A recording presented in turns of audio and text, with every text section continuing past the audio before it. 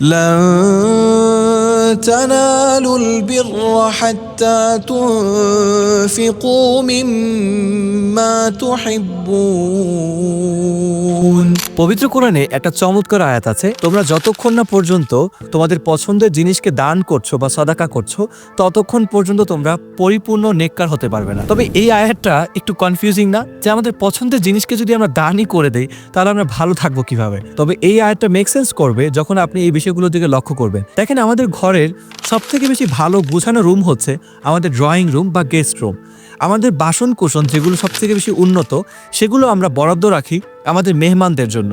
আমরা খুব দামি পোশাকটা ঠিক তখন পরি যখন অনেক মানুষ আমার এই পোশাকটাকে দেখবে।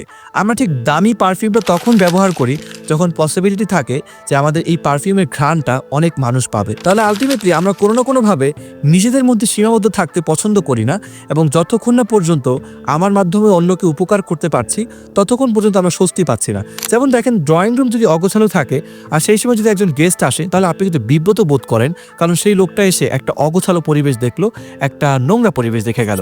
মেহমানের সামনে যদি আপনার প্লেটটা ময়লা থাকে তাহলে আপনি কিন্তু খুবই অপছন্দ করেন, কারণ এর মাধ্যমে মেহমান একটা অপছন্দনীয় জিনিস দেখে একটা কষ্ট পেয়েছে। আপনার গায়ে যদি দুর্গন্ধ থাকে তাহলে সেই বিষয়টা আপনি খুবই বিব্রত বোধ করেন, কারণ আপনার কারণে মানুষ কষ্ট পাচ্ছে। তেমনইভাবে আমরা মানুষকে উপকার করার আগ পর্যন্ত কিন্তু কোনোভাবেই স্বস্তি অনুভব করতে পারি না। তাই আমাদের পছন্দের জিনিসকে যদি আমরা দান করতে পারি বা আল্লাহর রাস্তায় খরচ করতে পারি তাহলে কেন আমরা সুখী হব না?